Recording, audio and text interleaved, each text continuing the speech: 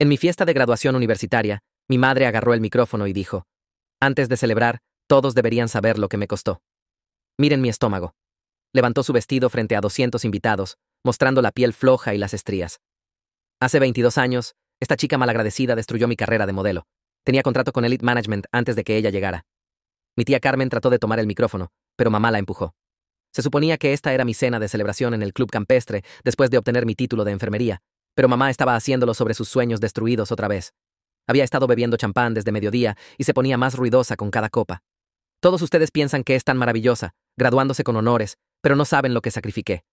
Papá se levantó de su silla viéndose avergonzado, pero nunca realmente la detenía cuando se ponía así. Mi novio Alejandro apretó mi mano debajo de la mesa mientras mis abuelos miraban sus platos. Mamá siguió, aunque la gente estaba empezando a irse.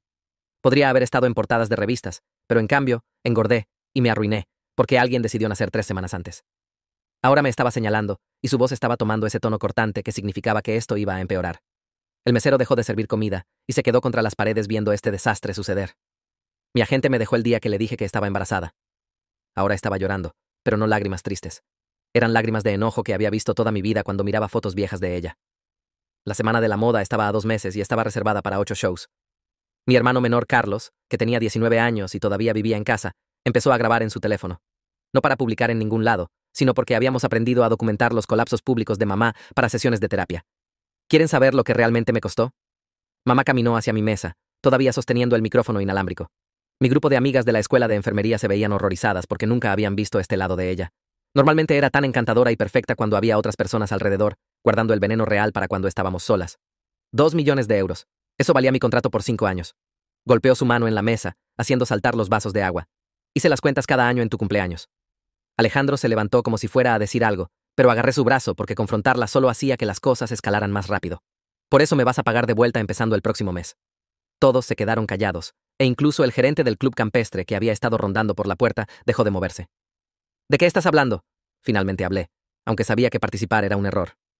Tu bono de contratación del hospital, 30.000 euros. Eso me pertenece. Sacó papeles de su bolso y los tiró en la mesa.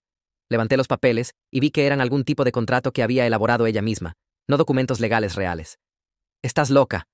Las palabras salieron antes de que pudiera detenerlas. ¿Loca? Soy una madre que renunció a todo. Pudiste ir a la universidad porque trabajé 3 empleos después de que mi carrera de modelo murió. Esa era una mentira. Papá pagó mi universidad y ella no había trabajado desde que tenía 5 años. Vives en mi casa sin pagar renta. Otra mentira. Me había mudado a los 18 y pagaba mi apartamento trabajando de noche en el hospital mientras iba a la escuela. Cada cana y arruga es por el estrés que me causaste arruinando mi cuerpo. Se volteó para dirigirse a toda la sala otra vez como si estuviera dando un discurso. Nunca pude viajar a París o Milán. Nunca pude salir con Leonardo DiCaprio. La gente realmente se rió de esa, lo que la puso más furiosa. Estuvo en la misma fiesta que yo una vez en 1999 y mi agente dijo que me notó. Tía Carmen trató de intervenir otra vez. Diana, necesitas parar esto ahora. Pero mamá estaba en racha. Se casa el próximo año y espera que yo pague cuando todavía me debe por destruir mi vida. Alejandro se veía confundido porque no estábamos comprometidos y ni siquiera habíamos hablado de matrimonio todavía. Encontré el recibo del anillo en el carro de Alejandro. Sonrió como si nos hubiera atrapado en algún crimen. 4.000 euros gastó cuando ese dinero debería ir a compensarme. Fue entonces cuando la abuela se levantó. Tenía 83 años y apenas 1,5 metros de altura. Pero cuando se enojaba, todos escuchaban. Diana María González, detén esta tontería inmediatamente. La voz de la abuela cortó a través del berrinche de mamá como hielo. ¿Qué contrato de modelo? Nunca tuviste contrato con Elite. Hiciste 2 sesiones de fotos de tiendas departamentales locales por 50 euros cada una. La cara de mamá se puso blanca. Rojos solicitados está en Spotify ahora. Revisen el enlace en la descripción o comentarios. La abuela sacó su teléfono y deslizó a través de su galería de fotos hasta que encontró lo que estaba buscando. Sostuvo la pantalla para que todos en nuestra mesa pudieran ver. Ahí estaba mamá en un catálogo de 1999, usando ropa deportiva juvenil y parada junto a un perchero de artículos en liquidación. La siguiente foto la mostraba en el departamento de zapatos modelando zapatillas con descuento. Ambas sesiones eran claramente anuncios de tiendas departamentales locales, no modelaje de alta moda. Las fotos tenían etiquetas de precios visibles en el fondo e iluminación fluorescente de tienda que deslavaba todo. Mamá se veía joven y bonita, pero era solo una modelo regular para insertos de periódicos, no alguien contratada por una agencia importante. La abuela se desplazó para mostrar los recibos de pago que había guardado. 50 euros por cada sesión, ambas fechadas 3 meses antes de que nacieras. El comedor del club campestre se había vuelto tan silencioso que podía escuchar el aire acondicionado zumbando y el tenedor de alguien golpeando su plato al otro lado del salón. Mi corazón latía fuerte en mis oídos mientras todos miraban la evidencia en el teléfono de la abuela. La cara de mamá había pasado de blanco a rojo, y respiraba fuerte por la nariz. El contrato falso que me había lanzado todavía estaba en la mesa entre nosotras. De repente se veía aún más ridículo, ahora que todos sabían que la carrera de modelo a la que hacía referencia nunca existió. Mamá se lanzó a través de la mesa, alcanzando el teléfono de la abuela, pero papá finalmente se movió. Se interpuso entre ellas y agarró el brazo de mamá, jalándola hacia atrás. Su voz era tranquila, pero firme cuando dijo que necesitábamos irnos ahora mismo. La mitad de los invitados ya había desaparecido, probablemente agradecidos por una excusa para escapar de la incomodidad. La otra mitad estaba mirando sus platos de postre como si la mousse de chocolate fuera lo más interesante que hubieran visto jamás. Traté de levantarme, pero mis piernas se sentían temblorosas y débiles. Alejandro puso su mano debajo de mi codo y me ayudó a ponerme de pie. Mis amigas de la escuela de enfermería estaban recogiendo sus bolsos y susurrando entre ellas. El gerente del club campestre estaba rondando cerca de la salida, viéndose estresado y probablemente calculando cuánto drama estaba dispuesto a tolerar antes de echarnos a todos. Carlos todavía estaba grabando en su teléfono, capturando cada segundo del colapso de mamá para documentación. Tía Carmen tenía su brazo alrededor de la abuela, quien estaba guardando su teléfono en su bolso con manos temblorosas. Mamá estaba llorando ahora. Lágrimas reales esta vez en lugar de las lágrimas de actuación enojadas de antes. Llegamos al estacionamiento, y fue entonces cuando mamá perdió completamente el control. Estaba gritándole a la abuela sobre traición y humillación. Su voz hacía eco en los carros. Carlos mantuvo su teléfono arriba grabando todo, mientras mantenía una distancia segura. Papá estaba tratando de meter a mamá en su carro, pero ella siguió alejándose de él y agitando sus brazos. Su rímel se corría por su cara en líneas negras gruesas que la hacían verse como algo de una película de terror. Su cabello se había soltado del peinado elegante que había pasado 2 horas haciéndose esa mañana. Siguió gritando que la abuela había arruinado todo y destruido su relación con su hija. Solo me quedé parada junto al carro de Alejandro, viendo a mi familia desmoronarse frente al club campestre. Otros invitados caminaban rápido pasando por nosotros con sus cabezas bajas, fingiendo no ver o escuchar nada. Algunas personas que reconocí del trabajo de papá le dieron miradas comprensivas, pero nadie se detuvo a ayudar. La voz de mamá se estaba volviendo ronca de tanto gritar, pero no se detendría. Estaba diciendo cosas sobre cómo la abuela siempre había tenido celos de su belleza y cómo todos en la familia habían conspirado contra ella. Papá finalmente logró abrir la puerta del carro y físicamente la guió al asiento del pasajero. Todavía estaba gritando cuando cerró la puerta y caminó hacia el lado del conductor viéndose 10 años más viejo de lo que había al inicio de la cena. Alejandro me llevó de vuelta a mi apartamento y no podía dejar de temblar. Mis manos temblaban tan fuerte que dejé caer mis llaves 2 veces tratando de meterlas en la cerradura. Alejandro tomó las llaves de mí suavemente y abrió la puerta él mismo. Dentro de mi apartamento, todo se veía normal y pacífico, lo cual se sentía mal de alguna manera después de lo que acababa de pasar. Alejandro me guió al sofá y fue a hacer té a mi cocina. Me senté ahí mirando la pared tratando de procesar las últimas 2 horas. 22 años de ser culpada por destruir una carrera que nunca existió en primer lugar. 22 años de mamá mirándome con resentimiento y enojo porque pensaba que había robado sus sueños. Cada cumpleaños cuando mencionaba el contrato de modelo. Cada vez que se veía en el espejo y se quejaba de su cuerpo. Cada foto familiar donde se paraba ligeramente apartada de mí, como si no pudiera soportar estar demasiado cerca. Todo estaba basado en una mentira que se había dicho a sí misma tantas veces que realmente la creía. Alejandro regresó con 2 tazas de té de manzanilla y se sentó junto a mí. No trató de hacerme hablar o decirme que todo estaría bien. Solo se sentó ahí, estando presente mientras trataba de darle sentido a lo que había aprendido. No pude dormir esa noche. Aunque estaba exhausta, Alejandro se había ido a casa alrededor de medianoche, después de asegurarse de que estuviera bien. Seguí pensando en la cara de mamá cuando la abuela mostró esas fotos. El shock y la rabia, y algo más debajo de todo. Tal vez vergüenza o miedo. Alrededor de las 2 de la mañana, me rendí con dormir y abrí mi laptop. Empecé a buscar en Google Elite Management Modeling Agency y su lista de 1999. El sitio web de la agencia todavía estaba activo y tenían una sección de archivo con fotos de todas sus modelos de cada año, remontándose a los 80. Hice clic a través de 1998, 1999 y 2000, viendo cientos de caras. El nombre de mamá no aparecía en ningún lado. Traté de buscar directamente en el sitio Diana González y obtuve 0 resultados. Encontré foros antiguos de modelaje y tableros de mensajes de finales de los 90 y los busqué también. Nada. Pasé 3 horas revisando sitios web archivados y publicaciones antiguas de la industria del modelaje. El nombre de mamá nunca apareció ni una vez en ninguna capacidad. Lo más cerca que llegué fue encontrar otra Diana González que modelaba en California, pero las fotos mostraban a una persona completamente diferente. A las 5 de la mañana, tenía 20 pestañas del navegador abiertas y me dolían los ojos de mirar la pantalla. Pero tenía prueba definitiva de que mamá nunca había estado contratada con Elite Management o cualquier otra agencia de modelaje importante. Carlos apareció en mi apartamento a las 7 de la mañana, todavía usando su traje de la fiesta. Su corbata estaba suelta y colgando torcida, y tenía círculos oscuros bajo los ojos. Llevaba su laptop bajo un brazo. Abrí la puerta y caminó directo a mi mesa de cocina sin decir nada. Se veía como si no hubiera dormido nada, y probablemente yo me veía igual. Puso su laptop y la abrió, abriendo una carpeta etiquetada solo con una fecha de hace 5 años. Giró la pantalla hacia mí y dijo que necesitábamos hablar sobre todo lo que mamá nos había hecho a ambos. Su voz era plana y cansada. Me senté frente a él y hizo clic en reproducir en el primer video. Era mamá en nuestra cocina gritándole a Carlos adolescente sobre algo. La marca de fecha mostraba que era de cuando tenía 14 años. Tenía cientos de estos videos, todos cuidadosamente fechados y organizados. Había estado documentando sus colapsos por 5 años, y no tenía idea. Pasamos toda la mañana viendo videos que Carlos había grabado secretamente desde que tenía 14 años. Estaba mamá gritándole por sacar un 6 en álgebra, llamándolo estúpido y perezoso. Estaba mamá culpándolo por el aumento de peso de papá, diciendo que el estrés de tener otro hijo hizo que papá comiera demasiado. Estaba mamá diciéndole que arruinó su figura, peor aún de lo que yo lo hice porque él era un bebé más grande. Video tras video de ella despotricando y llorando, y culpándolo por todo lo que estaba mal en su vida. No tenía idea de que era así de malo para él también. Me había mudado a los 18 y construido mi propia vida. Pero Carlos había estado atrapado en esa casa lidiando con esto solo por años. Algunos de los videos me hicieron llorar. Algunos me hicieron enojar.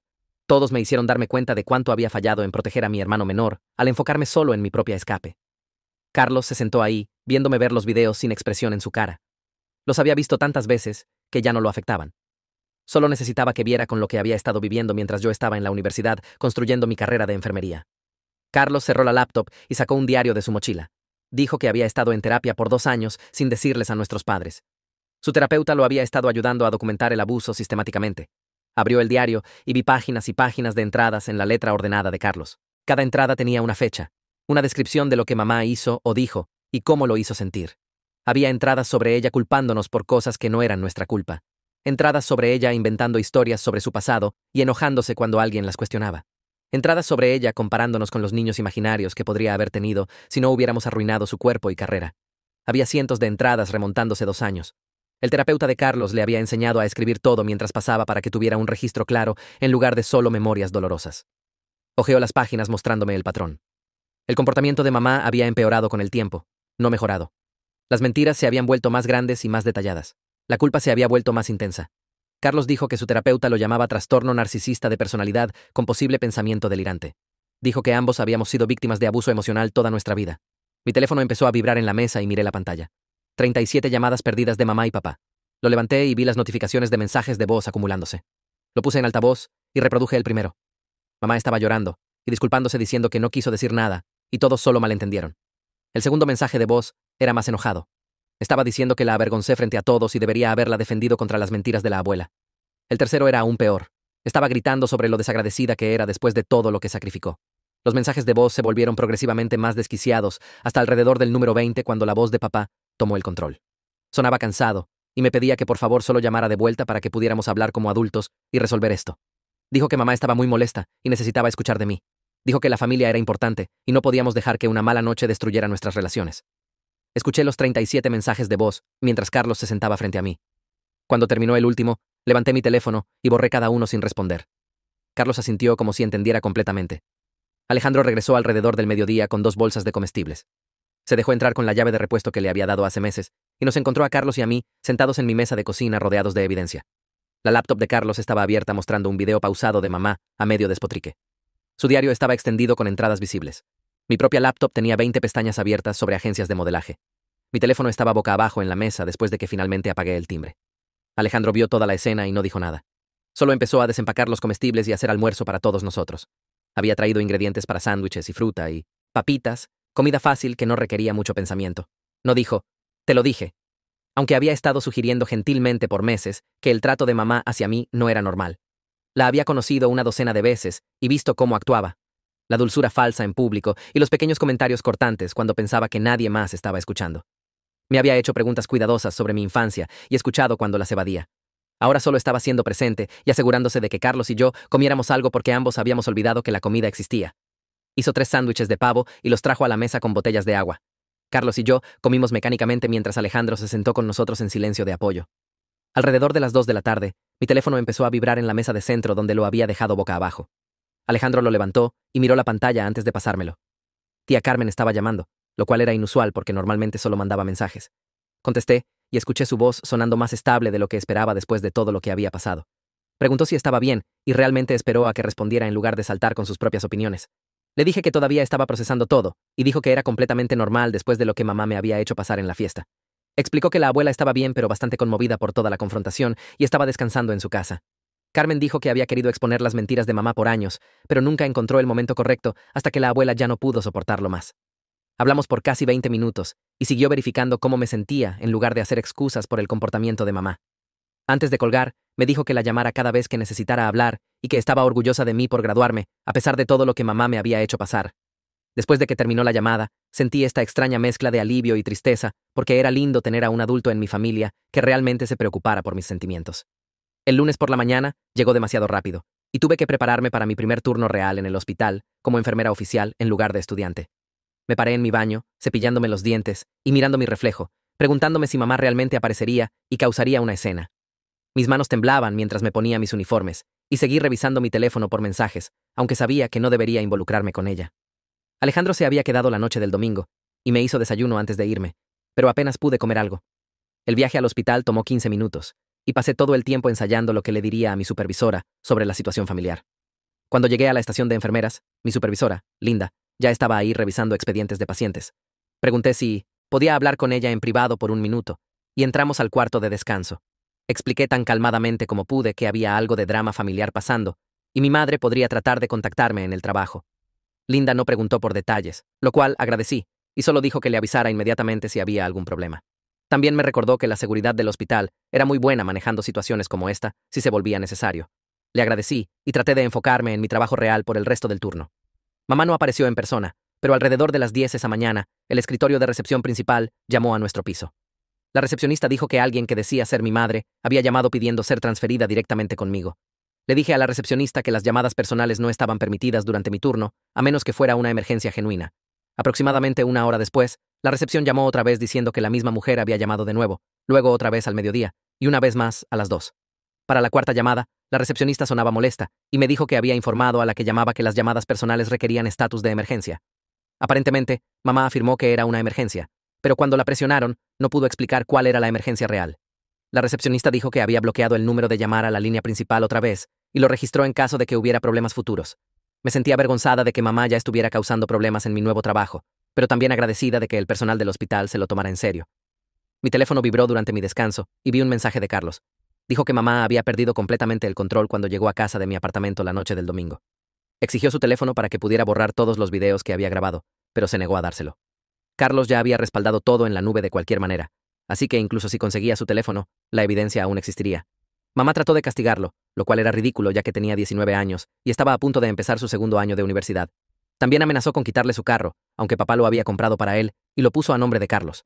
El mensaje decía que estaba seriamente viendo apartamentos cerca del campus para el próximo semestre, porque ya no podía lidiar con ella. Le mandé un mensaje de vuelta que lo ayudaría a buscar lugares y tal vez incluso ayudar con la renta si lo necesitaba. Tener a Carlos todavía viviendo en casa con mamá se sentía peligroso ahora que todo estaba al descubierto. El miércoles por la tarde, mi teléfono sonó con el número de papá, lo cual me tomó desprevenida porque nunca llamaba durante horas de trabajo. Estaba en mi descanso de almuerzo sentada en mi carro en el estacionamiento del hospital comiendo un sándwich. Su voz sonaba cansada y de alguna manera más vieja cuando contesté. Preguntó si podíamos encontrarnos para tomar café para hablar sin que mamá estuviera presente. Me sentí inmediatamente sospechosa porque papá usualmente iba junto con lo que mamá quisiera y no podía entender su ángulo, pero también tenía curiosidad sobre lo que diría cuando ella no estuviera controlando la conversación. Acordamos encontrarnos el jueves en una cafetería cerca del hospital durante mi descanso de almuerzo. El jueves, llegué a la cafetería 10 minutos temprano y ordené un café con leche mientras esperaba. Papá apareció justo a tiempo, viéndose más desgastado de lo que lo había visto jamás. Las líneas alrededor de sus ojos parecían más profundas y su cabello se veía más gris de lo que había en la graduación hace solo 5 días. Nos sentamos en una mesa de esquina, lejos de otras personas, y revolvió su café negro por mucho tiempo antes de hablar. Admitió que siempre había sabido que mamá exageraba sobre su carrera de modelo, pero no se dio cuenta de que la había construido a este nivel extremo en su propia mente. Dijo que ver a la abuela exponer la verdad frente a todos le hizo ver qué tan mal se habían puesto las cosas. Papá se disculpó por no haber protegido mejor a Carlos y a mí a través de los años, y su voz realmente se quebró un poco cuando lo dijo. Quería creerle, pero había escuchado cosas similares antes que nunca llevaron a cambio real.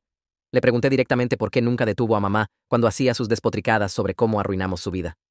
Papá miró hacia abajo a su taza de café y no tenía una buena respuesta lista. Habló sobre querer mantener la paz y pensar que eventualmente crecería fuera de eso. Mencionó que su propia madre había sido difícil y exigente, así que había aprendido temprano a solo quedarse callado y evitar conflicto. Escuchándolo hacer excusas, me di cuenta de que había estado permitiendo el comportamiento de mamá por décadas.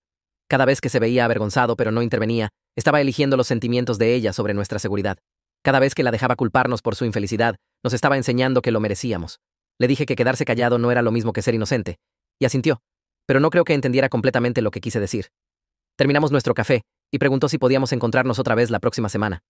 Dije tal vez, pero necesitaba tiempo para pensar sobre qué tipo de relación podía tener con él yendo adelante. Esa noche no pude dormir, así que empecé a revisar fotos familiares viejas y documentos y cajas que había traído de casa hace años. Saqué el anuario de preparatoria de mamá de 1994 y hojeé cada página buscando cualquier mención de modelaje o clubes de moda. No estaba en ninguno de ellos. Único club del que había sido parte era el club de teatro del segundo año, y ni siquiera estaba en ninguna de las fotos de producción.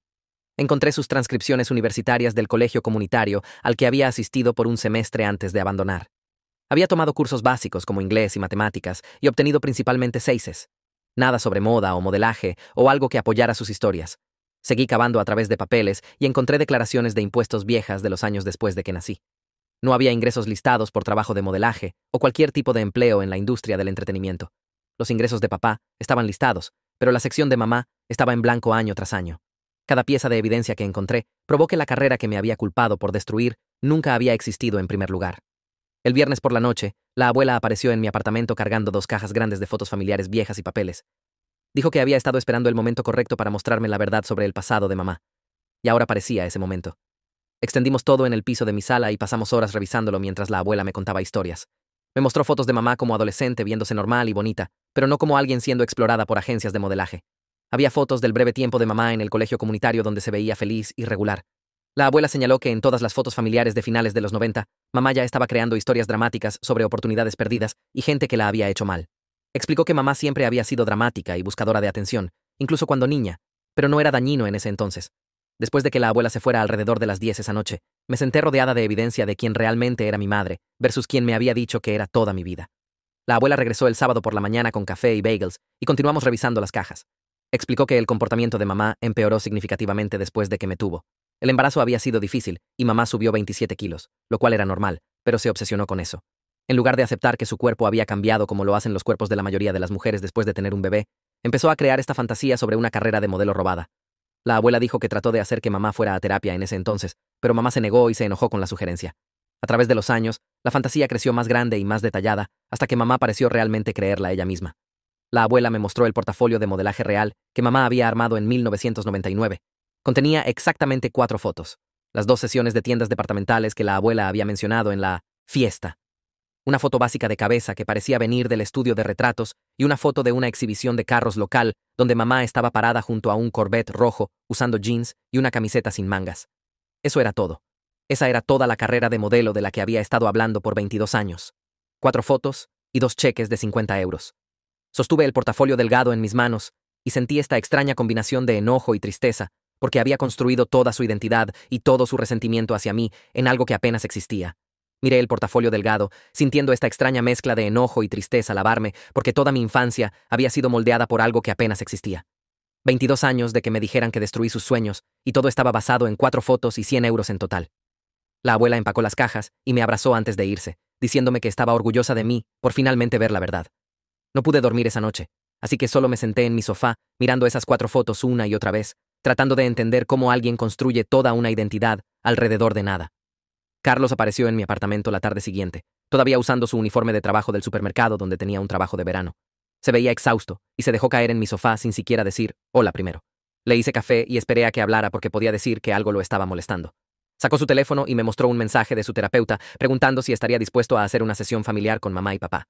Su terapeuta pensó que podría ayudar a todos a comunicarse mejor y empezar a sanar las dinámicas familiares. Carlos se rió cuando lo leyó en voz alta y no era una risa feliz. Dijo que no había forma de que mamá aceptara terapia porque eso significaría admitir que tenía un problema. Estuve de acuerdo con él, pero parte de mí se preguntaba si el desastre de la fiesta de graduación la había sacudido lo suficiente para considerarlo. Carlos negó con la cabeza y me dijo que ya había tomado su decisión sobre algo más. Se estaba mudando para el semestre de otoño y había estado ahorrando dinero de su trabajo en el supermercado específicamente, para que mamá no pudiera usar las finanzas para controlarlo. Tenía casi 3.000 euros ahorrados y su situación de compañero de cuarto ya estaba arreglada. Me sentí orgullosa de él y culpable al mismo tiempo porque había escapado a mi propio apartamento hace años, pero lo dejé solo en esa casa. Carlos dijo que no estaba enojado conmigo por irme y que entendía que tenía que salvarme primero. Hablamos por 2 horas sobre sus planes y cómo iba a decirles a mamá y papá. Decidió esperar hasta mediados de agosto, justo antes del día de mudanza, para que ella tuviera menos tiempo para sabotear sus planes o hacerlo sentir culpable para que se quedara. Mi teléfono sonó 2 días después de un número que no reconocí con mi código de área. Casi no contesté porque pensé que podría ser mamá llamando desde el teléfono de otra persona para evitar que ignorara sus llamadas. Pero algo me hizo contestar, y la voz de una mujer se presentó como la mamá de Alejandro.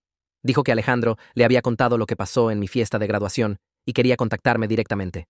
Me sentía avergonzada de que la familia de Alejandro supiera sobre el desastre de mi madre, pero fue realmente amable al respecto. Explicó que era abogada de derecho familiar y su práctica se enfocaba en casos que involucraban abuso parental y explotación financiera. Había visto situaciones como la mía antes y quería que supiera que tenía opciones para protegerme legalmente. Se ofreció a revisar el contrato falso que mamá había elaborado exigiendo mi bono de contratación si quería mandarle fotos de ello. Le agradecí y dije que lo pensaría, pero honestamente estaba abrumada por la idea de involucrar abogados. Después de que colgamos, Alejandro me mandó un mensaje preguntando si su mamá había llamado y si estaba bien que le hubiera contado lo que pasó. Le dije que estaba bien y que su mamá parecía muy buena. Dijo que había estado queriendo ayudar desde que le contó sobre el incidente del club campestre y trataba con padres narcisistas en sus casos todo el tiempo. Esa noche, saqué el contrato falso que mamá había tirado en la mesa en la fiesta. Lo había metido en el cajón de mi escritorio y tratado de olvidarlo, pero ahora lo miré más cuidadosamente. Estaba escrito en papel de computadora regular y tenía lugares para firmas en la parte de abajo. El lenguaje era ridículo y ni siquiera estaba cerca de escritura legal real. Básicamente decía que le debía a mamá 2 millones de euros por destruir su carrera de modelo y que mi bono de contratación del hospital sería el primer pago hacia esta deuda. Había cláusulas sobre pagos futuros y tasas de interés y penalidades si me negaba a pagar. Tomé fotos de las 3 páginas y se las mandé por mensaje a Alejandro pidiendo la dirección de email de su mamá. La mandó inmediatamente y reenvié las fotos antes de que pudiera cambiar de opinión. Me sentí nerviosa involucrando a alguien que nunca había conocido en mis problemas familiares.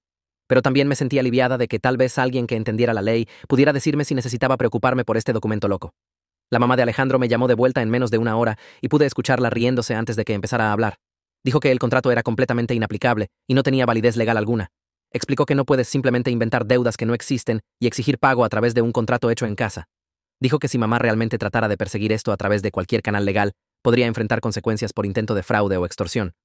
Sentí este peso enorme levantarse de mis hombros, porque parte de mí había estado preocupada de que de alguna manera mamá realmente pudiera forzarme a darle mi bono de contratación.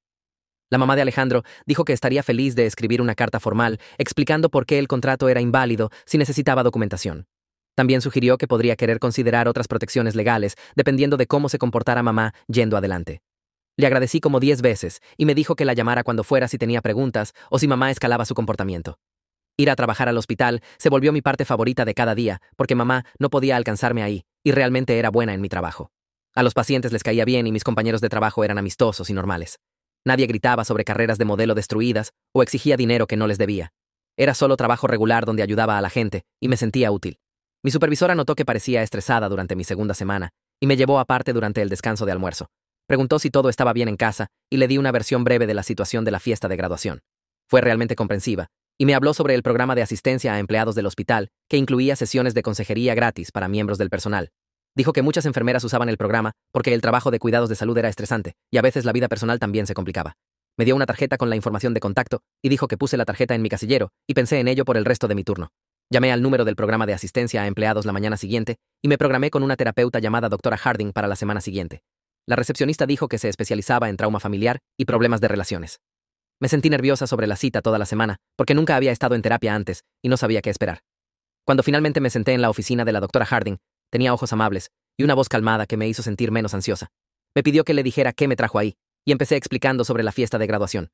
Antes de que me diera cuenta, estaba llorando y no podía parar. Lloré por 40 minutos seguidos, mientras le contaba sobre el colapso público de mamá y la abuela, exponiendo sus mentiras y el contrato falso, y cómo había pasado 22 años siendo culpada por destruir una carrera que nunca existió. La Dra. Harding me pasó pañuelos y me dejó llorar sin tratar de hacerme parar o decirme que no era tan malo. Cuando finalmente me calmé lo suficiente para respirar normalmente, dijo que lo que estaba describiendo sonaba como trastorno narcisista de personalidad, de libro de texto con abuso emocional a largo plazo. Explicó que los padres narcisistas a menudo crean narrativas de fantasía elaboradas para justificar su comportamiento y mantener control sobre sus hijos. Escuchar a alguien con entrenamiento profesional validar que esto no era normal y no era mi culpa me hizo llorar de nuevo.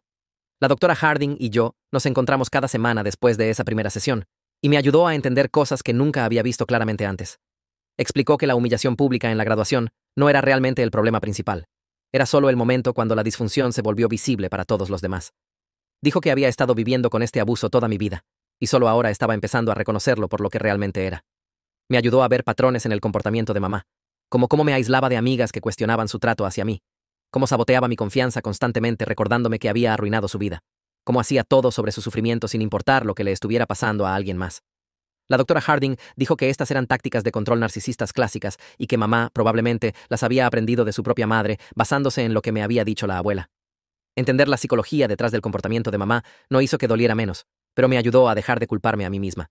Empecé a darme cuenta de que nada de lo que hubiera hecho alguna vez podría haber evitado que mamá actuara de esta manera, porque el problema estaba dentro de ella, no por algo que hice al nacer. Carlos apareció en mi apartamento tarde una noche alrededor de las 11 sin mandar mensaje primero. Abrí la puerta y se veía terrible como si hubiera estado llorando por horas. Entró y se sentó en mi sofá y solo miró la pared por unos minutos. Le hice té y esperé porque podía decir que necesitaba decir algo difícil.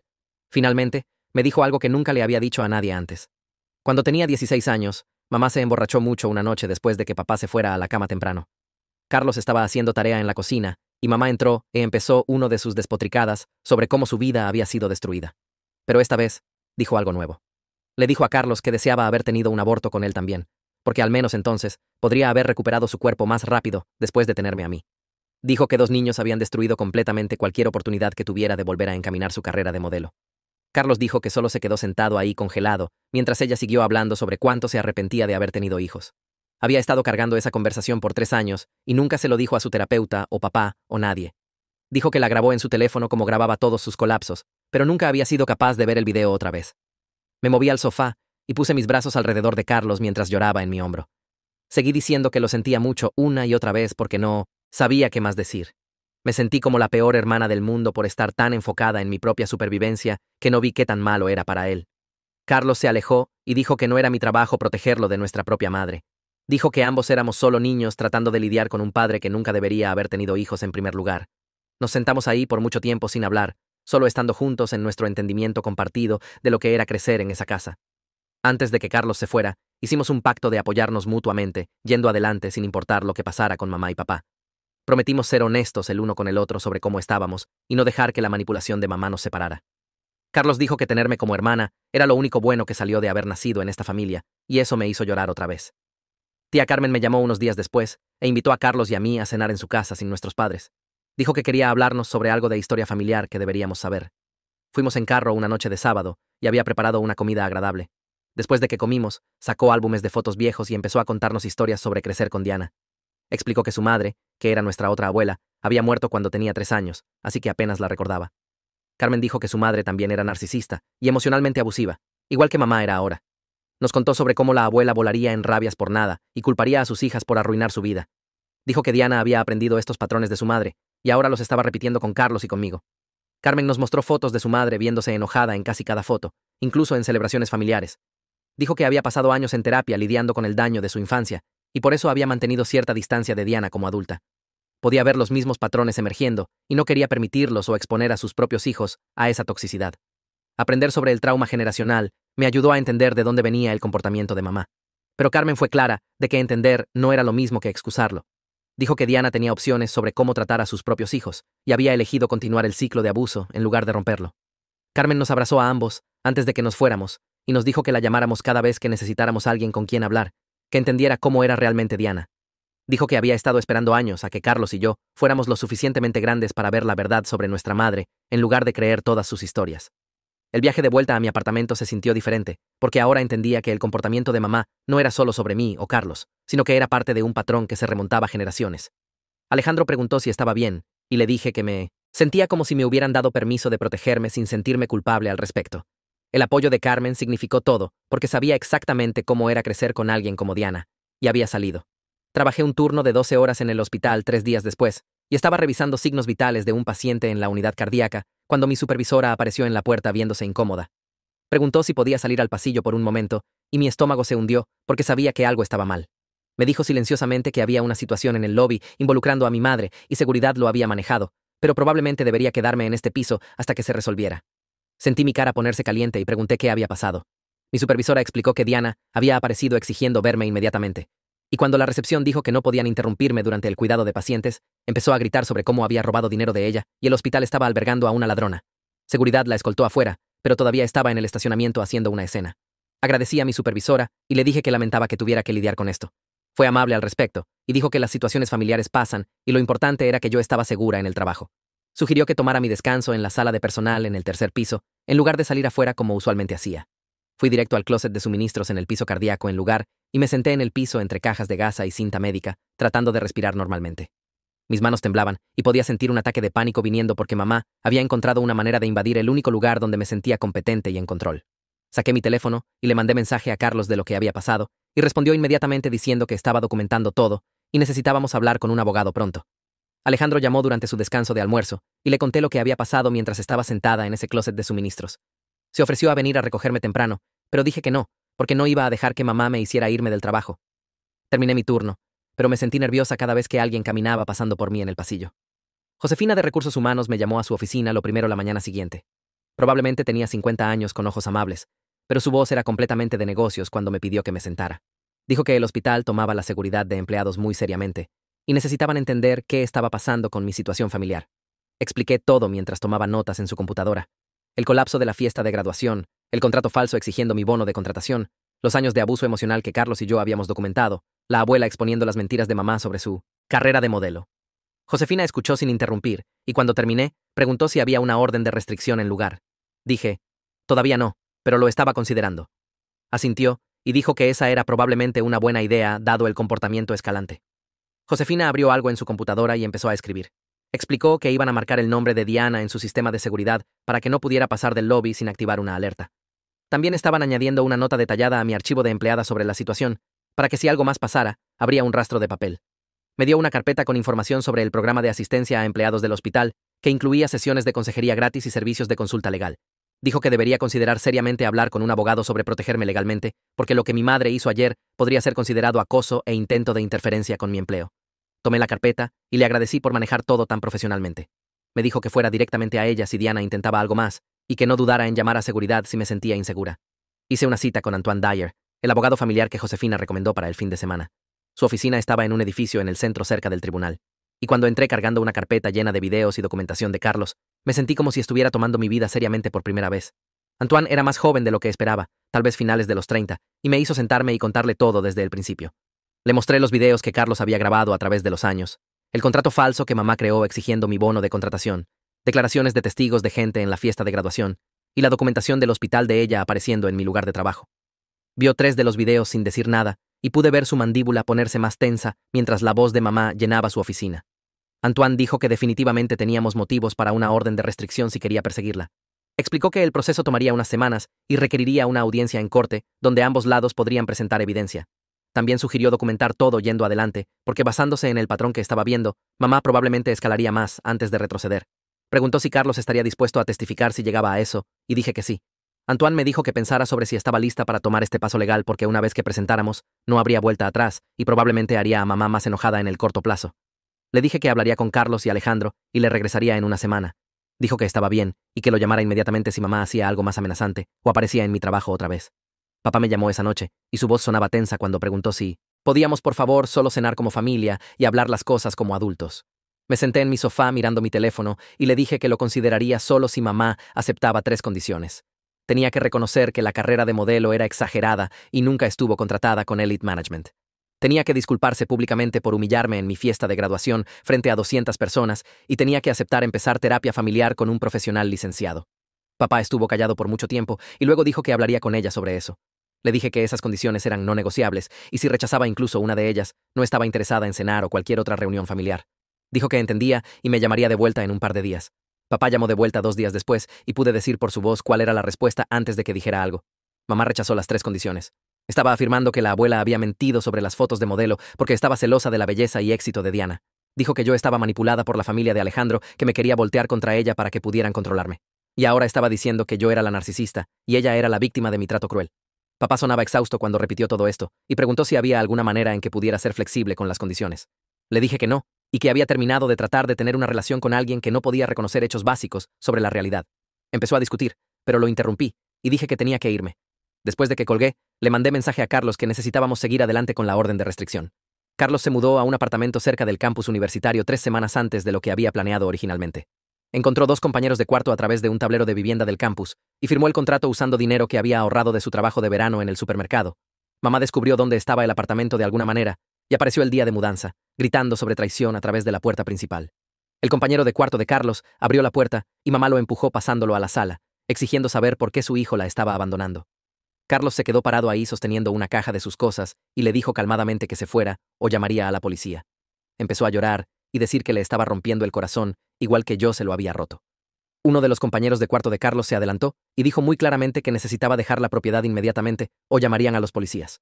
Mamá miró alrededor a los tres y debe haber realizado que no iba a ganar esta porque se fue todavía gritando sobre hijos desagradecidos. Carlos me mandó mensaje una hora después diciendo que se sentía libre por primera vez en toda su vida. Mi primera sesión con la doctora Harding, la terapeuta, se convirtió en citas semanales porque había tanto que procesar. Me ayudó a ver patrones que nunca había reconocido antes. Como mamá, me aislaba de amigas que cuestionaban su comportamiento, haciéndome sentir culpable por pasar tiempo lejos de la familia. Cómo saboteaba mi confianza constantemente señalando mis defectos mientras se elogiaba a sí misma. Cómo hacía todo sobre su sufrimiento para que aprendiera a minimizar mis propios sentimientos y necesidades. La doctora Harding me mostró ejemplos de mis propias historias de cómo mamá distorsionaría situaciones para hacerse la víctima, incluso cuando claramente era la agresora. Me sentí enojada conmigo misma por no verlo antes. Pero la doctora Harding dijo que eso era normal, porque los niños están programados para confiar en sus padres, y toma años reconocer abuso cuando viene de alguien que se supone que te ama. Josefina me llamó a su oficina otra vez una semana después, y mi estómago se hundió porque asumí que mamá había hecho algo más. Entré esperando malas noticias, pero Josefina estaba casi sonriendo cuando me dijo que me sentara. Dijo que mamá había llamado al administrador del hospital directamente afirmando que había robado dinero de ella y exigiendo que mi bono de contratación fuera dado a ella en lugar de a mí. El administrador aparentemente se había reído y le dijo que no era así como funcionaban los contratos de empleo y si llamaba otra vez considerarían acoso. Josefina dijo que estaban documentando esta llamada junto con todo lo demás y realmente fortalecía mi caso si decidía perseguir acción legal. Me senté ahí sintiendo una extraña mezcla de alivio de que el administrador hubiera callado a mamá y horror de que todavía estuviera tratando de sabotear mi trabajo y mi dinero. Josefina me dijo que este comportamiento mostraba clara escalación y realmente debería considerar esa orden de restricción antes que después. Caminé directo de la oficina de Josefina a mi carro y me senté ahí temblando por 5 minutos antes de que pudiera siquiera poner la llave en el encendido. Mamá, llamando al administrador del hospital para tratar de hacer que mi bono de contratación fuera redirigido a ella, estaba más allá de cualquier cosa que hubiera imaginado que haría. Ya no me estaba solo avergonzando en eventos familiares. Estaba activamente tratando de sabotear mi carrera y robar mi dinero. Saqué mi teléfono y encontré la tarjeta de negocios que Antoine me había dado hace semanas, cuando Josefina primero sugirió que podría necesitar protección legal. Mis manos todavía temblaban mientras marqué su número. Contestó al segundo timbre y le conté todo lo que acababa de pasar. Antoine escuchó sin interrumpir. Y cuando terminé, dijo que teníamos más que suficiente evidencia ahora para una orden de restricción. La documentación del hospital de los intentos repetidos de mamá de contactarme en el trabajo, el registro del administrador de ella exigiendo mi bono de contratación, los videos de Carlos de la fiesta de graduación, declaraciones de testigos de 200 invitados que vieron su colapso público. Dijo que podía empezar el papeleo inmediatamente si estaba lista para seguir adelante. Le dije que sí, sin dudar. Algo había cambiado en mí sentada en ese estacionamiento. Ya no tenía miedo. Estaba enojada y protectora de la vida que había construido para mí misma. Esa noche, Alejandro vino a mi apartamento con comida para llevar y me encontró sentada en el sofá rodeada de papeleo que Antoine me había enviado por email para revisar y firmar. Alejandro puso la comida abajo y preguntó si estaba bien, y me di cuenta de que había estado tan enfocada en manejar esto sola que realmente no lo había dejado ayudar. Se sentó junto a mí y preguntó si quería que hablara con su mamá sobre la situación legal, ya que se especializaba en derecho familiar. Lo miré y sentí algo soltarse en mi pecho. Había estado tratando de protegerlo de toda la extensión de la disfunción de mi familia, pero se estaba ofreciendo a ayudar y necesitaba dejarlo. Dije que sí, e inmediatamente sacó su teléfono para mandarle mensaje. En 20 minutos, su mamá me había llamado directamente y pasó una hora al teléfono repasando cada detalle del comportamiento de mamá. Dijo que conocía a Antoine profesionalmente y era excelente en estos casos. También se ofreció a consultar en mi caso gratis si Antoine necesitaba una segunda opinión sobre algo. Después de que colgamos, Alejandro me ordenó comer la comida china ahora fría y me dijo que no tenía que ser fuerte todo el tiempo. Lloré por primera vez desde la fiesta de graduación y solo me sostuvo mientras lo dejé salir todo. 2 días después, tía Carmen me llamó al trabajo durante mi descanso de almuerzo. Su voz sonaba cansada cuando me dijo que mamá estaba llamando a cada pariente que se le ocurría con una versión completamente diferente de lo que pasó en mi fiesta de graduación. Según la historia de mamá, yo había bebido demasiado y empecé a gritarle por ninguna razón. Luego la abuela se había unido para atacarla en grupo, y ahora yo estaba tratando de destruir su reputación por un simple malentendido. Carmen dijo que algunos de los parientes que no habían estado en la fiesta estaban creyendo la versión de mamá porque nunca habían visto su lado oscuro. Pero Carmen estaba llamando a todos de vuelta y aclarando las cosas con cualquiera que escuchara. Les estaba contando sobre el contrato falso, exigiendo mi bono de contratación, sobre mamá apareciendo en el hospital, sobre los 22 años de culparme por una carrera de modelo que nunca existió. Carmen dijo que la familia se estaba dividiendo en bandos y se estaba poniendo feo, pero quería que supiera que me respaldaba sin importar qué. Le agradecí y le dije que estaba persiguiendo una orden de restricción. Hubo una pausa larga y luego Carmen dijo que pensaba que eso era probablemente lo más saludable que podía hacer por mí misma. Dijo que deseaba haber hecho lo mismo con su madre hace años antes de que muriera. Esa noche abrí mi email y encontré un mensaje largo de la abuela con la línea de asunto historia familiar que deberías saber. Me hice una taza de té y me acomodé para leerlo. La abuela explicó que el padre de mamá, mi abuelo, que murió de un ataque cardíaco 2 años antes de que yo naciera, había sido un alcohólico severo que se enfurecía con todos en la casa. Llegaba a casa borracho y le gritaba a la abuela y a las chicas por horas sobre cómo habían arruinado su vida y lo habían atrapado en un trabajo aburrido cuando podría haber sido algo importante. Mamá y Carmen crecieron caminando en cáscaras de huevo, nunca sabiendo qué lo haría explotar. La abuela escribió que mamá aprendió temprano que crear historias dramáticas sobre ella misma le conseguía atención positiva de maestros y amigas, mientras la verdad de su vida en casa era demasiado dolorosa para compartir. Mamá contaría mentiras elaboradas sobre vacaciones familiares que nunca tomaron y logros que nunca pasaron. Después de que su padre murió, mamá pareció empeorar en lugar de mejorar. Empezó a culpar a otras personas por todo lo que estaba mal en su vida, en lugar de lidiar con su propio dolor y trauma. La abuela dijo que había visto a mamá usar este patrón por 40 años, y había destruido la mayoría de sus relaciones. Había tratado de hacer que mamá fuera a terapia docenas de veces, pero mamá siempre se negaba porque eso significaría admitir que algo estaba mal con ella. La abuela terminó el email diciendo que amaba a su hija, pero también sabía que mamá me había lastimado profundamente y tenía todo el derecho de protegerme. Llevé el email de la abuela a mi sesión de terapia con la doctora Harding la semana siguiente. La doctora Harding lo leyó cuidadosamente y luego me miró y preguntó cómo me sentía aprendiendo esta historia familiar. Le dije que me ayudó a entender por qué mamá era como era, pero no estaba segura qué hacer con ese entendimiento. La doctora Harding asintió y dijo algo que se me quedó. Dijo, entender de dónde viene el daño de alguien no significa que tengas que aceptar su abuso. Dijo que podía tener compasión por el trauma que mamá experimentó como niña mientras todavía me protegía de su comportamiento actual. Esas dos cosas no eran opuestas. Podía reconocer que mamá fue lastimada y también reconocer que había pasado 22 años lastimándome. La doctora Harding dijo que este concepto era difícil para mucha gente de entender, porque nos enseñan que entender a alguien significa perdonarlos y mantenerse en relación con ellos. Pero realmente lo más saludable es a menudo entender por qué alguien es dañino y luego crear distancia de ellos de cualquier manera. Esto se sintió enorme para mí. Había estado cargando culpa sobre no ser más comprensiva con lo que mamá había pasado. Pero la doctora Harding me estaba dando permiso de protegerme sin importar el dolor pasado de mamá. 3 semanas después de que me reuní con Antoine, me llamó para decirme que la audiencia de la orden de restricción estaba programada para 6 semanas después del incidente de la fiesta de graduación. Pasó 1 hora al teléfono, preparándome para qué esperar. Dijo que mamá probablemente aparecería con su propio abogado y su propia historia pintándose como víctima. Me advirtió que podría llorar y apelar a la simpatía del juez, pero también dijo que nuestra evidencia era extremadamente fuerte. Teníamos la documentación del hospital de Josefina, mostrando múltiples intentos de mamá de contactarme en el trabajo y su llamada al administrador exigiendo mi bono de contratación. Teníamos los videos de Carlos de la fiesta de graduación y años de otros incidentes grabados. Teníamos declaraciones de testigos de gente en la fiesta, incluyendo el gerente del club campestre. Teníamos el contrato falso que mamá había elaborado. Antoine dijo que los jueces ven a través de patrones de comportamiento narcisista bastante rápido, especialmente cuando hay tanta documentación.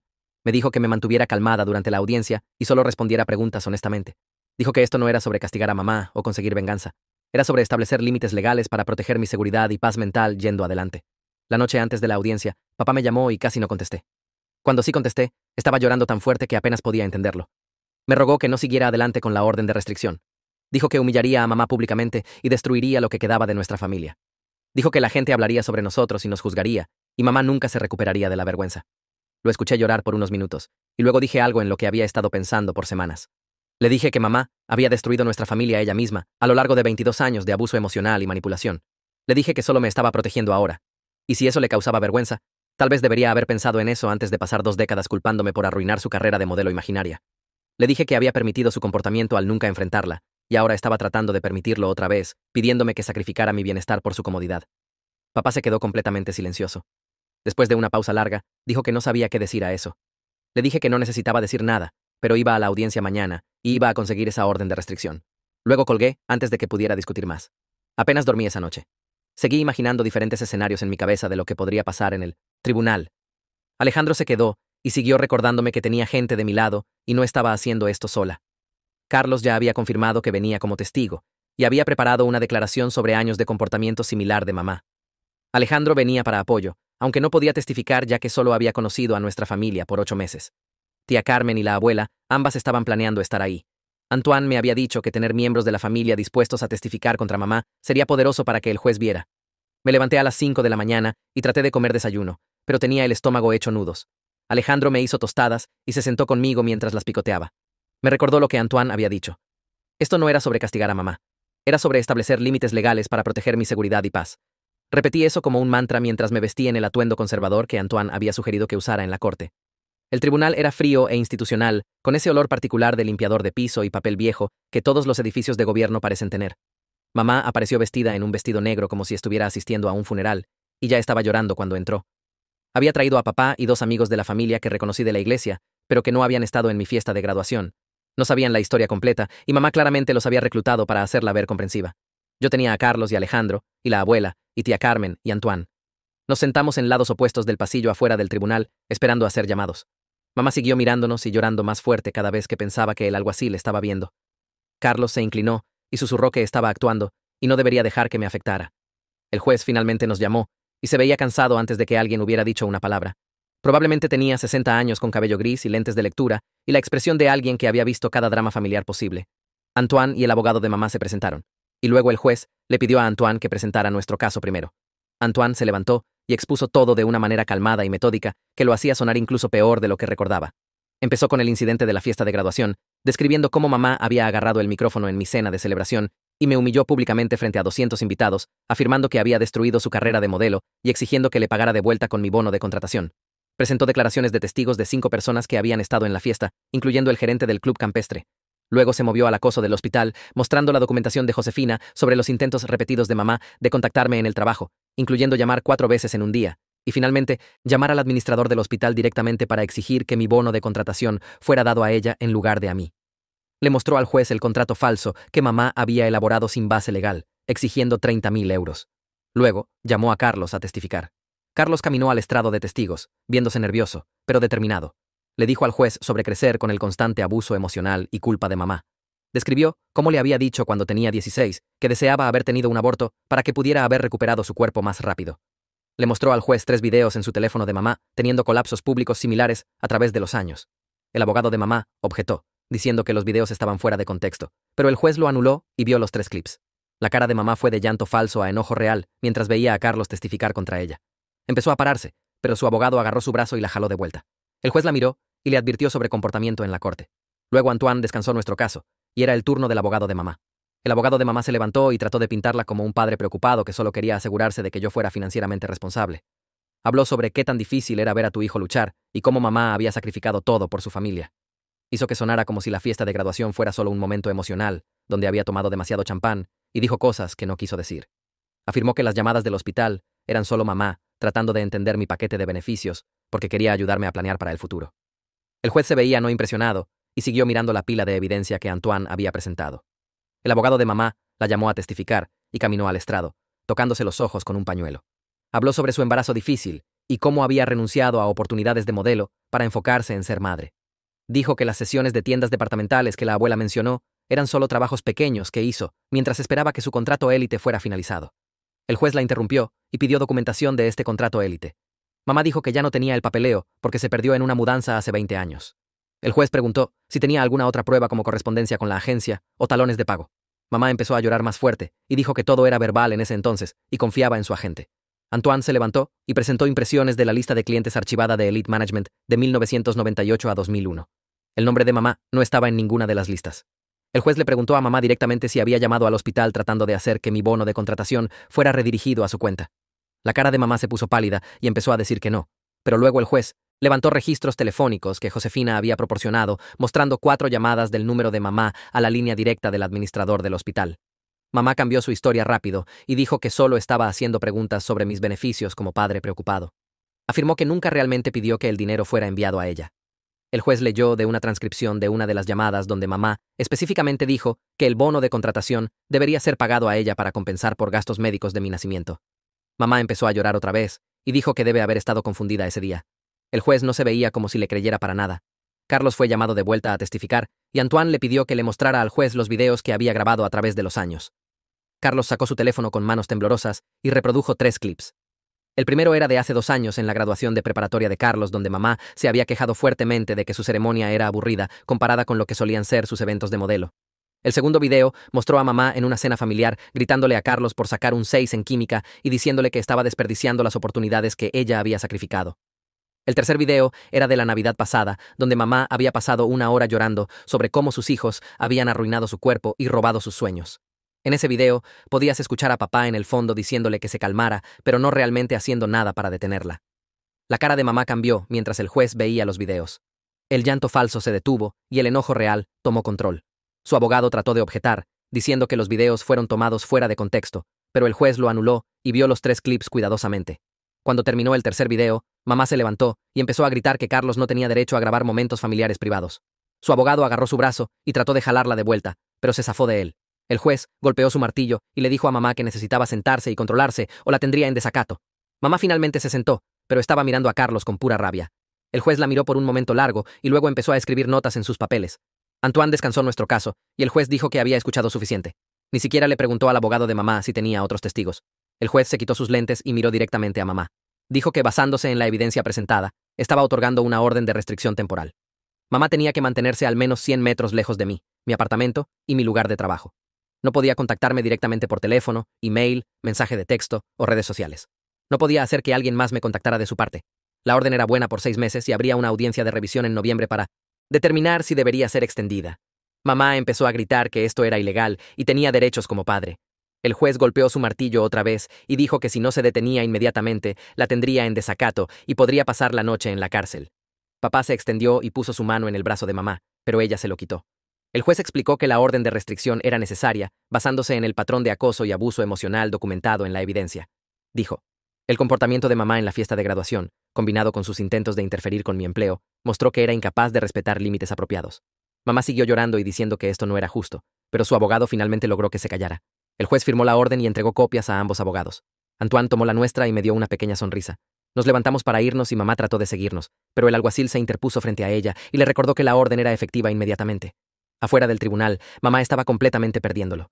Estaba gritando y llorando, y papá estaba tratando de sostenerla porque su pierna parecía ceder. Caminamos hacia el estacionamiento y mamá nos vio. Empezó a gritar a través de la distancia que había arruinado su vida igual que arruiné su cuerpo y destruí su carrera de modelo. Su voz era tan fuerte que gente caminando al tribunal se volteó a mirar. Carlos le gritó de vuelta que nunca tuvo una carrera de modelo, y fue entonces cuando mamá se lanzó adelante. Papá la agarró alrededor de la cintura y físicamente la sostuvo mientras se agitaba y trataba de llegar a nosotros. Alejandro puso su mano en mi espalda y me dirigió hacia su carro. Todavía podía escuchar a mamá gritando, incluso después de que entramos y cerramos las puertas. Alejandro arrancó el motor y salió del estacionamiento mientras veía a mamá por la ventana trasera. Estaba doblada con papá sosteniéndola, y los 2 amigos de la familia que había traído estaban parados incómodamente cerca, sin saber qué hacer. Carlos estaba en su propio carro detrás de nosotros y nos siguió de vuelta a mi apartamento. Todo el viaje, me sentía entumecida como si estuviera viendo todo pasarle a alguien más. Mis manos temblaban y no podía hacer que se detuvieran. Esa noche, el choque de adrenalina me pegó fuerte. Me senté en mi sofá y empecé a llorar y no pude parar por horas. Alejandro me sostuvo y no trató de hacerme hablar o decirme que estaría bien. Solo se sentó ahí con sus brazos alrededor de mí mientras sollozaba. Carlos se quedó por un rato también, y todos nos sentamos juntos en mi sala, sin decir mucho. Eventualmente, Carlos se fue a casa, y Alejandro me hizo comer algo aunque no tenía hambre. Me recordó que había hecho lo correcto aunque se sintiera terrible.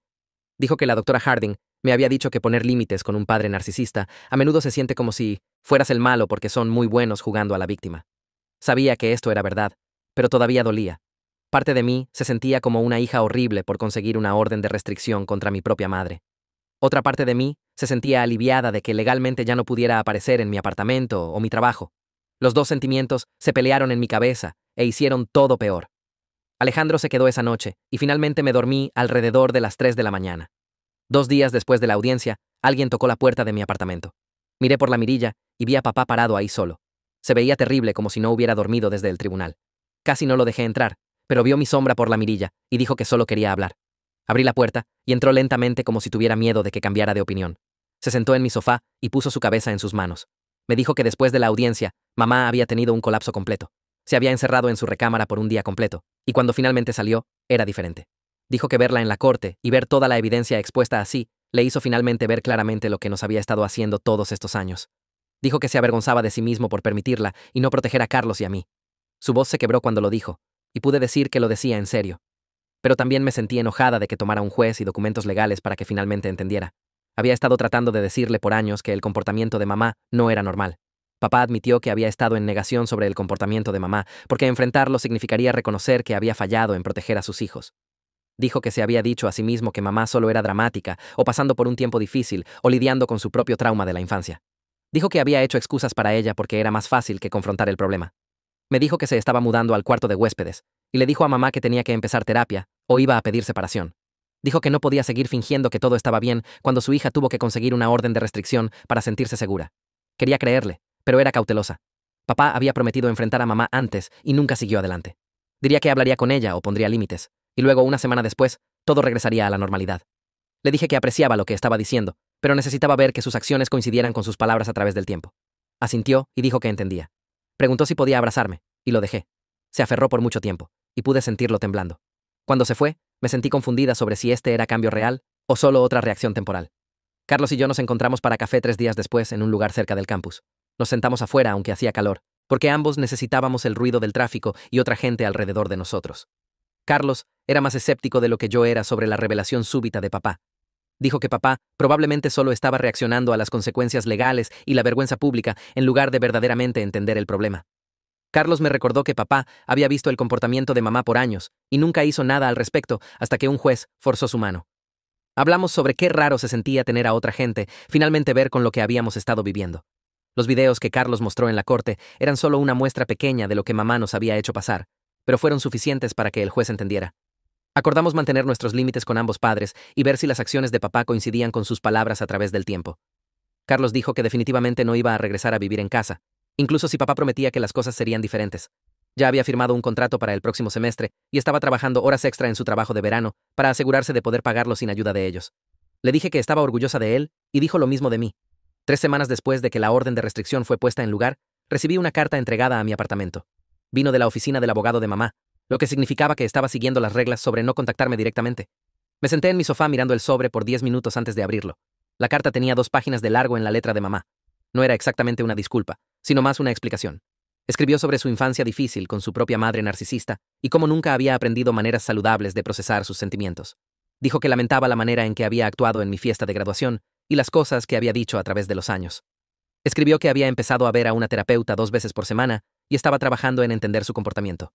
Dijo que esperaba que eventualmente pudiéramos reconstruir nuestra relación en términos más saludables. La carta habló mucho sobre sus sentimientos y sus luchas. Mencionó mi dolor solo brevemente al final. La leí 3 veces tratando de averiguar cómo me sentía al respecto. Parte de mí quería creer que realmente estaba cambiando. Otra parte de mí notó que incluso en una carta que se suponía que era sobre disculparse, la había hecho principalmente sobre ella misma. Le mostré la carta a la doctora Harding en mi próxima sesión de terapia. La leyó cuidadosamente y luego me preguntó qué pensaba sobre ella. Dije que parecía progreso, pero algo se sentía mal. La doctora Harding me ayudó a ver que era una no disculpa narcisista típica. Mamá reconoció algo de comportamiento, pero se enmarcó como la víctima de sus propias circunstancias. Habló sobre su infancia difícil y su terapia, como si esas cosas explicaran el daño que había causado. Dijo que lamentaba cosas, pero no realmente tomó responsabilidad completa por ellas. La carta fue cuidadosamente redactada para hacerla parecer como si estuviera siendo vulnerable y responsable, mientras realmente evitaba responsabilidad real. La doctora Harding dijo que el cambio real toma años y no debería apurarme a reconciliar solo porque mamá estaba diciendo algunas de las palabras correctas ahora. Me recordó que las acciones importan más que las palabras y debería esperar a ver si el comportamiento de mamá realmente cambió a través del tiempo. Decidí guardar la carta pero no responder a ella. Mantendría los límites que había puesto y vería qué pasaba durante los próximos meses. Se sintió como la elección correcta, aunque parte de mí quería creer que todo podía ser arreglado rápidamente. Las próximas semanas en el hospital se asentaron en un ritmo cómodo, que se sintió casi extraño después de años de esperar la próxima crisis. Mi supervisora me llevó aparte una tarde después de que había manejado una situación difícil de paciente, sin romper en sudor. Me dijo que parecía diferente últimamente, más confiada y presente, como si finalmente me hubiera relajado en el trabajo en lugar de solo sobrevivir. Me di cuenta de que tenía razón. Sin las demandas emocionales constantes de mamá drenando mi energía antes de que siquiera llegara al trabajo, realmente tenía algo que dar a mis pacientes. Era mejor leyendo sus necesidades, más rápida para responder durante emergencias, más paciente cuando estaban asustados o confundidos. Alejandro también lo notó, cuando llegaba a casa de turnos, realmente emocionada de contarle sobre mi día, en lugar de solo colapsar en el sofá. Tener 22 años se suponía que se sintiera así desde el principio, como tener espacio para averiguar quién era, en lugar de gastar toda mi energía manejando los sentimientos de alguien más.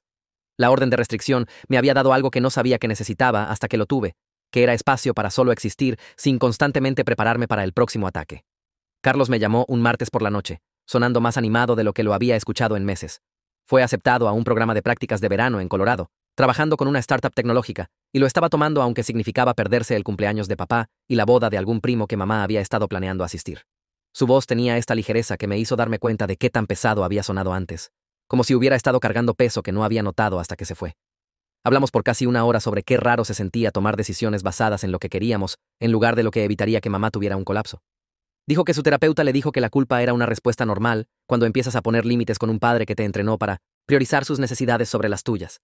Admití que todavía me sentía culpable a veces también, como si estuviera haciendo algo malo al protegerme cuando realmente era lo más saludable que cualquiera de nosotros había hecho jamás. Carlos dijo que no iba a regresar a vivir en casa después de que terminaran las prácticas, que ya había empezado a buscar apartamentos cerca del campus para el próximo año. Le dije que estaba orgullosa de él y lo decía completamente en serio. Alejandro y yo tuvimos una de esas conversaciones serias que sabes que viene, pero que todavía hace que tu estómago se apriete cuando realmente pasa. Estábamos sentados en mi sofá después de cenar, y mencionó cómo mi situación familiar afectó nuestra relación de maneras que realmente no habíamos discutido antes. No estaba enojado o amenazando con irse, solo honesto sobre necesitar que siguiera trabajando en mi propia sanación para que no trajera esos patrones adelante a lo que estábamos construyendo juntos. Señaló momentos cuando me había cerrado en lugar de comunicarme o asumí que estaba enojado cuando no lo estaba. Reacciones residuales de años de caminar en cáscaras de huevo alrededor de los humores de mamá. Aprecié su honestidad, aunque picó un poco escucharlo. Dijo que estaba comprometido a apoyarme a través de esto, pero también necesitaba que me mantuviera comprometida a la terapia y realmente hacer el trabajo en lugar de solo pasar por los movimientos. Esa conversación me motivó a ser más consistente con mis citas con la doctora Harding y más dispuesta a acabar en las cosas incómodas en lugar de patinar alrededor de ellas. 4 meses después de la fiesta de graduación, me senté en mi apartamento una mañana de sábado con café y silencio real. La orden de restricción todavía estaba en lugar y ya había decidido pedir una extensión en la audiencia de revisión el próximo mes. Mamá aparentemente iba a terapia, según las actualizaciones ocasionales de papá, pero no estaba lista para probar si realmente había cambiado o solo había aprendido mejores maneras de manipular. Carlos estaba prosperando en sus prácticas basándose en sus mensajes emocionados sobre los proyectos en los que estaba trabajando. Papá supuestamente estaba averiguando sus propios problemas, aunque permanecí cautelosa sobre su seguimiento. Estaba aprendiendo que sanar de este tipo de daño familiar no tenía una cronología ordenada o un momento donde todo de repente se sintiera arreglado. Algunos días todavía eran duros y me cachaba cayendo en patrones de pensamiento viejos, escuchando la voz de mamá en mi cabeza diciéndome que era egoísta o desagradecida, pero tenía espacio ahora para reconocer esos pensamientos por lo que eran, que era su programación, y no verdad real. Estaba construyendo una vida que se sentía mía, en lugar de una reacción a sus demandas. Tenía trabajo en el que era buena, una relación con alguien que realmente me apoyaba, un hermano que estaba encontrando su propio camino y amigas que conocían la historia real en lugar de la imagen de familia perfecta que mamá siempre insistía que proyectáramos. Eso se sentía como suficiente por ahora, que era todo lo que realmente podía pedir.